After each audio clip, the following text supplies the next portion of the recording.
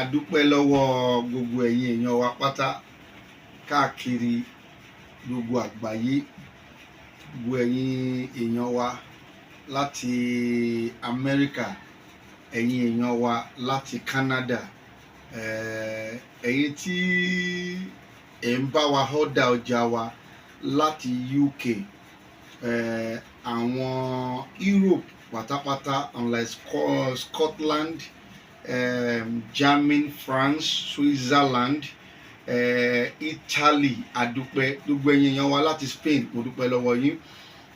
Àwọn èèyàn wa pátá láti Asian country, mo dúpẹ́ o, ẹ ṣé gan ni, ojú òní tì yín.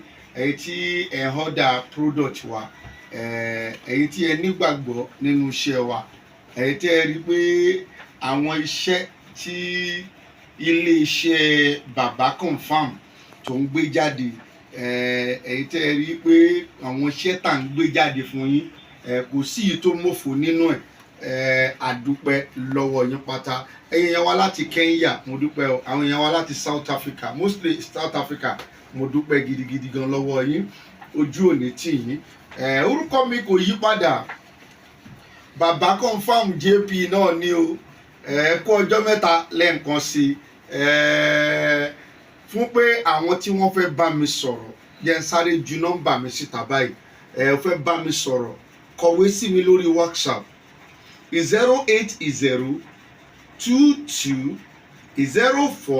08020040950. o fẹ́ bá wa sọ̀rọ̀ ni lórí àwọn àìlera ara ẹ, health challenge. Ìkíní nìyẹn. Ìkejì, ó ń la àwọn ogun kankan já tó jẹ́ spiritual battle, o fẹ́ bá mi sọ̀rọ̀, kọ̀wé sí mi ní àti ibikíbi tóhùn tí o ti lè máa bá wa sọ̀rọ̀. Ìwọ fọkàn ara ẹ balẹ̀, kò síbi tí àwọn ọjà táwa ń tà tí kò lè dé. Iléeṣẹ́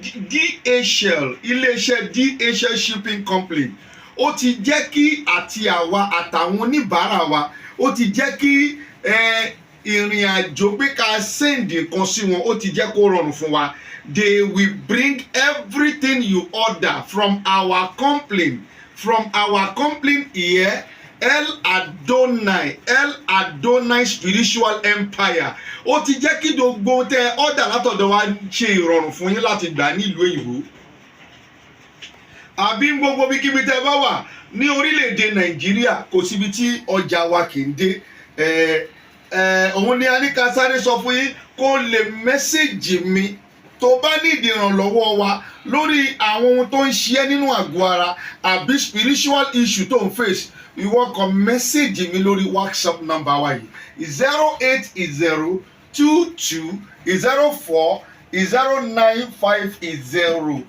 08022040950. má dàgùn la, ogun ń pa ènìyàn. Ìkíní nìyẹn. Ìkejì, àìlera tó wà nínú àgọ́ ara ẹ̀dá, òun náà ń pa ènìyàn. Ọlọ́run, mo bẹ̀ ọ́ ní o, àtèmi àtàwọn tó ń gbọ́ mi káàkiri gbogbo àgbáyé, kí Ọlọ́run má jẹ́ kí ohun tó máa pa wá, k'Ọlọ́run má jẹ́ kí ó ṣẹlẹ̀ sí wa pẹ̀lú àṣẹ Èdùmàrè. Kí ni àwọn nǹkan tá a mú wá fún yín?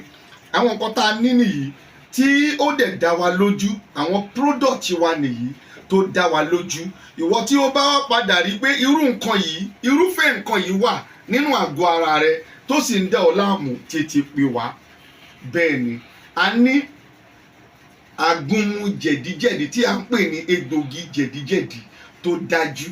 A ní egbògi ọ́sà tó dájú, a ní wọn. A ní egbògi ọ́sà èyí tó dájú. A ní egbògi fún ìgbẹ́ ẹ̀jẹ̀, tí ènìyàn bá ń ya ìgbẹ́ tí ẹ̀jẹ̀ ń jáde níbẹ̀, a ní egbògi ẹ̀ tó dájú tó mú yes number one, tó mú tó dẹ̀ máa cure ẹni tó experience when you want to go to the toilet and you are experiencing that after you poo-poo, you experience that there is a blood coming out. We have the work here. You can order for it and it is confirmed. Egbògi sangun, gbogbo ìwọ tó bá ní rheumatism, sangun arọmọléegun, egbògi ẹ̀ wà nílẹ̀, egbògi kòkòrò inú ẹ̀jẹ̀ ó wà nílẹ̀. Àwọn tí wọ́n tó experience pé ó dà pé inú ẹ̀jẹ̀ àwọn kankan rìn níbẹ̀. Egbògi kòkòrò inú ẹ̀jẹ̀ ó wà ní ibẹ̀. A tún ní egbògi kan mo rántí sí ni egbògi fún ọ̀fà. Ìwọ tí ọ̀fà wà lára ẹ̀, ọ̀fà ara, èyí tó wà ní surface ara ẹ̀ báyìí àbí èyí tó wà nínú ara, egbògi ẹ̀ wà nílẹ̀, confam ni kò yí padà. A ní egbògi ẹ̀ tó wà nílẹ̀. A ní egbògi fún hypertension tó dá wa lójú, egbògi hypertension. A ní hypertension type 1, type 2 and type 3. Èyí tágbára ẹ bá ká òun ló máa order. Gẹ́gẹ́ bí mo ti sọ fún ẹ, DHL has enabled our product to reach all our customers, either in Nigeria or in abroad. They will bring it to your doorstep. Don't mind about how it will get to you. I am telling you, DHL will bring it down to your place. It may be expensive, but DHL is the best. Is the best. A ní egbògi fún yọ̀díyọ̀dí. Ìwọ tí ìdí ẹ̀ bá ń yọ like pile, tí ìdí ẹ̀ ń yọ like emerald, ìdí ẹ̀ ń yọ, egbògi wà fún. Tó bá ti fi pa ó máa wọlé. Egbògi tó máa fún ẹ ní permanent solution nípa yọ̀díyọ̀dí, egbògi yẹn wà o. A ní egbògi fún penis enlargement. Gbogbo ìwọ tí nǹkan ọmọkùnrin ẹ kéré ó dẹ̀ fẹ́ jẹ́ kó tóbi, egbògi ẹ wà. A ní egbògi fún diabetes tó sure, tó confam, ó confam bàjẹ́, egbògi diabetes. Gbogbo bí tó bá ti ń gbọ́ mi ìwọ kò chat kò gbé fóònù ẹ wá mi lórí workshop ẹ, tẹ̀ sí lẹ́sẹ̀kẹsẹ̀, sọ orúkọ ẹ fún wa, ibi tó ti ń bá wa sọ̀rọ̀ kó sọ fún wa. Kí ni ìṣòro tó ń là kọjá, jẹ́ ká gbọ́. Lórí nọ́mbà yìí 08022040809. Egbògi nọ́run, ìwọ tó jẹ́ pé nọ́run gbogbo ara ẹ pátá, egbògi nọ́run wà tó dájú. A ní egbògi aleko, gbogbo ìwọ tó jẹ́ pé o ò lè ṣeré ju ìṣẹ́jú kan lọ. Even ẹlòmíì 30 seconds ó ti kúrò ń bẹ̀. Egbògi aleko wà, ṣé pé kíní yẹn máa dúró dáadáa, á lè ṣiṣẹ́ dáadáa pẹ̀lú obìnrin rẹ. A ní egbògi aleko. A ní egbògi kan tí wọ́n pè ní egbògi dodo níṣe. Gbogbo nǹkan tó wà nínú ara ló máa ń ṣe everywhere, látòrí títí dé ìkànnà ẹsẹ̀. Egbògi dodo níṣe wà, ó máa fún ẹ ní good health. A ní egbògi ọ̀pá ẹ̀yìn. Gbogbo ìwọ tí ọ̀pá ẹ̀yìn bá ń ṣe, egbògi ọ̀pá ẹ̀yìn wà o, kó tètè kó kọ̀wé sí wa gẹ́gẹ́ bí mo ti sọ fún ẹ. A ní egbògi fún ìsétọ̀, èyí tí àwọn èèyàn máa ń pè ní prostrate. A ní egbògi prostrate. A ní egbògi fún ìdákọ́lẹ̀. Ìwọ tí nǹkan ọmọkùnrin ò ṣiṣẹ́ mọ́, kò ṣiṣẹ́ mọ́, kò fẹ́ ṣiṣẹ́ rárá, ìwọ náà dẹ̀ ń rí pé kíní yóò dà pé kò fẹ́ ṣiṣẹ́, ó fẹ́ dẹnu kọlẹ̀. Egbògi fún ìdákọ́lẹ̀ wa o. A ní egbògi fún gbogbo àwọn tí wọ́n máa ń ṣe period wọn tí wọn ò rí period mọ́. A ní egbògi fún ẹ. Egbògi yẹn wà nílẹ̀. Ìwọ tí period ẹ ti block, you that your period has been blocked, we have the medicine. You can just order for your own. It will open immediately. A ní egbògi fún ìju, èyí tí wọ́n ń pè ní fibroid. Egbògi fibroid wà. A dẹ̀ ní egbògi èyí tí wọ́n ń pè ní low sperm count. Gbogbo ìwọ tí nǹkan ọmọkùnrin ẹ kò bá ti ṣiṣẹ́ dáadáa mọ́, a ní egbògi ẹ̀. A ní egbògi fún ìwọ tí àyè ẹ máa ń já, tó àyè ẹ máa ń já, tó máa ń ṣe bí. Egbògi fún àwọn tí àyà rẹ̀ máa ń já, kí àyà wọn lè le, kí ọkàn wọn lè le dáadáa. Egbògi yẹn wà nílẹ̀ o, má dàgúnlá. Egbògi fún ọ̀fà, egbògi ọ̀fà wà. Egbògi ìsétọ̀ ó wà. Egbògi fún afàtọ̀ pé kí nǹkan ọmọkùnrin kó dúró dáadáa, nǹkan ọmọkùnrin àtọ̀ ọmọkùnrin kó kí dáadáa. A ní egbògi fún tó ń pè ní afàtọ̀. Fún àwọn nǹkan tí a kà síwájú yìí, àwọn yẹn ń ṣiṣẹ́ fún àwọn nǹkan tó ń ṣẹlẹ̀ nínú àgọ́ ara. Is talking about health. Ṣùgbọ́n when you have a spiritual issue, a ní egbògi, a ní ọṣẹ ìtúsílẹ̀ àwẹ̀là. A ní ọṣẹ ìtúsílẹ̀ àwẹ̀là fún àwọn tó ń encounter spiritual issue. ọṣẹ ìtúsílẹ̀ àwẹ̀là, a ní ọṣẹ ìtúsílẹ̀ àwọn àdá, a ní ọṣẹ ẹ̀bẹ̀ àwọn àdá, a ní ọṣẹ àánú gidi, a ní ọṣẹ ìbùkún gidi, a ní ọṣẹ àwúrí ọlà gidi, àwúrí ọlà gidi, a ní ọṣẹ ìfẹ́ràn dodo ayé, ìfẹ́ràn fún dodo ayé, a ní ìfẹ́ràn láàrin ọkùnrin kan sí ìkejì, ọṣẹ wà nílẹ̀. Dodo bí kí tó bá ti ń wò wá kó o tètè ọ̀dà tiẹ̀ lórí 08022 a ní ọṣẹ fún àgbélépọ̀ ta o. Peter bá rẹni tó ń porí ẹ níbi, ọṣẹ wà ńlẹ̀ o. Wọ́n ṣe ń porí ẹ níbi báyìí kọ́ máa forí ara wọn gbé àgbélépọ̀ ta. A ní ọṣẹ èyí tí ó ṣiṣẹ́ fún ìṣẹ́gun, ọṣẹ ìṣẹ́gun wà ńlẹ̀. A ní ọṣẹ wègúnwèpè tó dájú. Ìwọ tó bá ti ń forí gbé èpè, ọṣẹ wà fún ẹ o láti fi wé ègún, láti fi wé èpè kúrò. A ní ọṣẹ fún aṣínà, a ní ọṣẹ fún aṣínà, a ní ọṣẹ fún awẹ ibi dànù, awẹ ibi dànù. Ìwọ tó dẹ̀ ń wá ọṣẹ odò tí wọ́n fi ń wẹ̀ lódò tó ń ṣàn tó confirm, a ní ọṣẹ odò tí wọ́n fi ń wẹ̀ ní odò tó confirm, tó confirm. Èyí tí mo tún máa wá fi kún, ó wà nínú àwọn tí o máa experience orí fífọ́, orí máa ń fún ẹ gidigidi gan, ẹ̀fọ́rí túlu ni, ẹ̀fọ́rí anything tó wù kó jẹ́, tètè táìpù lẹ́sẹ̀kẹsẹ̀. Ọṣẹ ẹ̀fọ́rí túlu wà, ọṣẹ wà gàbàyè, ó wà nílẹ̀ tó confirm. Ọṣẹ fún ẹ̀fọ́rí túlu lẹ́sẹ̀kẹsẹ̀ kó o tètè pè wá, tètè kó ọ̀dà tiẹ̀, gbogbo ẹ̀ ló wà nílẹ̀ yìí. Òun ni èyí tó rí ẹ̀bẹ̀ àwọn àdá ni tó confirm, ẹ̀bẹ̀ àwọn àdá tó confirm ni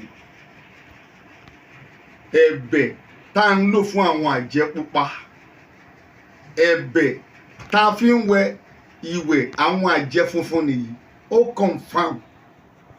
Gbogbo tó o bá ti rí lọ́wọ́ àwa, nítorí pé òdú ni àwa kì í ṣe àìmọ̀ fún olóko. Gbogbo tó o bá lọ́wọ́ wa confirm ni. Àfiwọ́ tó o bá ní ìgbàgbọ́ nínú ẹ̀, àwa náà dẹ̀ ń tajà fún ẹni tí ò ní ìgbàgbọ́. A ò fi tipátipá fa èèyàn. Àwọn tó ní ìgbàgbọ́ nínú ẹ̀, àwọn ni wọ́n ọ̀dà ẹ̀. Wọ́n dẹ̀ ṣe ọ̀dà ẹ̀ náà, òun ni wọ́n rí ìgbàlà ẹ̀. Ọṣẹ yìí wà fún ẹ̀bẹ̀ àwọn àgbà ni, àwọn àjẹ́ pupa nìyí, àjẹ́ pupa, àjẹ́ dúdú la máa ń lò ní ọṣẹ tó wà lọ́wọ́ mi yìí ṣiṣẹ́ fún. Ẹ̀bẹ̀ wọn ni tó bá dẹ̀ ti ń wẹ̀ wà pé tó bá pé wọ́n fi ojú sí ẹ lára ni àbáwọn ló ń da ìrìn àjò ayé ẹrú, wọ́n máa mọ́wọ́ kúrò ńbẹ̀. Àwọn àjẹ́ funfun nìyí, tó bá ti ń wẹ̀ wọ́n gbọ́dọ̀ mọ́wọ́ kúrò lórí ọ̀rọ̀ ayé ẹ̀, wà á dẹ̀ rí ìrìn àjò ẹ̀rìn dáadáa nínú ayé. Tó ti rí ìtúwọ́ àwẹ̀là nìyí tí mo polówó fún ẹ lẹ́ǹkan. Ìtúwọ́ àwẹ̀là nìyí, òun ni ẹ́, ìtúwọ́ àwẹ̀là, òun lórí yẹn, òun lórí tí mo gbé sí ilẹ̀ ń bẹ̀ yẹn. Èyí ni ọṣẹ àwúrí ọlà tó dájú, àwúrí ọlà tó dájú nìyí. Bẹ́ẹ̀ ni ọṣẹ àánú lórí yìí, ọṣẹ àánú lórí yìí, ọṣẹ àánú. Tó bá wo òkè wàá rí wọn bẹ̀rẹ̀ pẹtẹ. Ọṣẹ àánú, ọṣẹ ìbùkún, ọṣẹ ìṣẹ́gun, gbogbo wọn ló wà ń bẹ̀. Gbogbo ọṣẹ ìbùkún nìyí tó dájú gidi gan. Ayé ni kò sí ohun tó fẹ́ tó ọ̀dà lọ́dọ̀ wa tí o ò ní gbádùn ẹ̀. Gbogbo iṣẹ́ wa làwọn oníbàárà wa máa ń gbádùn. Má fi ìgbàlà ẹ dọ́là, má jẹ́ kí àwọn ò fẹ́ sọ pé èèyàn kankan ń tàn yàn. A ò kò sí nǹkan tó kàn wá tó bá tàn ẹ̀, kò sí nǹkan tó kàn wá tó bá gba nǹkan kan. Ẹ̀sìn ìtọ̀dọ̀ tiwa, ẹ̀sìn tèmi ní gbọ́ mi, ìgbàgbọ́ tèmi kò bu ẹnu àtẹ́ lu ewé àti egbò, nítorí pé ewé àti egbò Ọlọ́run fi fún àwa ni. Àwa dẹ̀ fi ń ṣe àánú fún ọmọ aráyé. Egbògi ìjú lórí ìjú ń ṣe ẹ́, òun nìyí, òun ló wà lọ́wọ́ mi yìí. Egbògi ìjú nìyí, low span count nìyí. Ìwọ tí ó padà rí wípé àtúwẹ̀ nǹkan ọmọkùnrin kò kojú òṣùwọ̀n, kò lè fún ọmọ ló lè fúnyàn lóyún. This is penis enlargement, penis enlargement lórí lọ́wọ́ mi yìí, penis enlargement nìyẹn. Bẹ́ẹ̀ ni èyí rí hypertension, tó ti rí. Èyí tó wà nígbà yìí lórí kòkòrò inú ẹ̀jẹ̀, kòkòrò inú ẹ̀jẹ̀ nìyí. Wọ́n dájú gan. Ó experience pé nǹkan rìn lára ẹ̀, kòkòrò inú ẹ̀jẹ̀ nìyẹn. Tó bá dẹ̀ tó wá jẹ́ pé ọwọ́ ayé ló wà ń bẹ̀, lẹ́yìn tá a bá ta kòkòrò inú ẹ̀jẹ̀ yìí fún ẹ, a tún padà ṣe tó jẹ́ pé a máa tún fi mú ọwọ́ ayé. Tó gbà míì ó lè má jẹ́ kòkòrò inú ẹ̀jẹ̀ gangan tó jẹ́ pé ayé ló gbé nǹkan pamọ́ sí ọ lára. Kòkòrò inú ẹ̀jẹ̀ nìyí o, tó bá ti nílò ẹ̀. Jẹ̀díjẹ̀dí tó confam nìyí, jẹ̀díjẹ̀dí tó confam, oh my God. Tó ti rí sí ìdákọ́lẹ̀ nìyí, ìdákọ́lẹ̀. Tètè ọ̀dà tiẹ̀ sangun nìyí.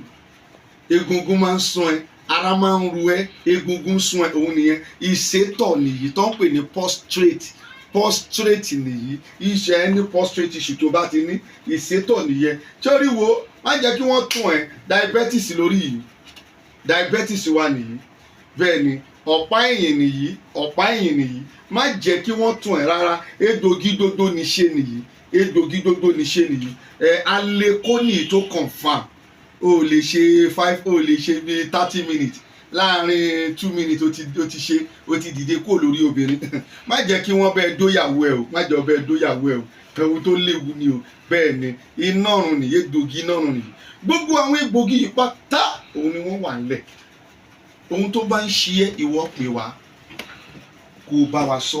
Tá a bá ní, so get it, this is tí menstruation bá cease, so ti rí powder for cease menstruation, tí menstruation rẹ bá cease, àbó ń ṣe ségesège, ohun tó máa lò ní.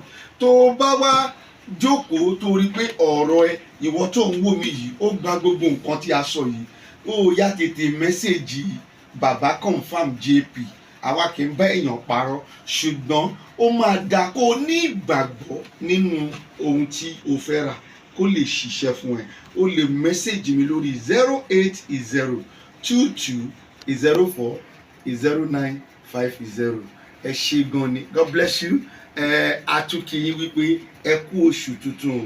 Ẹ̀yin tẹ́ ẹ dúró yìí tẹ́ ń wò wá, ẹ̀yin làwa máa bá o, àwa la máa rí lójoojúmọ́. Gbogbo tó bá wá ń jẹ́ ìdààmú nínú ọkàn wa, kí Ọlọ́run aláàánú kó bá wa fi òpin sí. Ẹ ṣé gan ni. Quickly order for your own. Wàá gbádùn product wa gan. God bless you. Have a wonderful day. Baba confam JP. Thank you.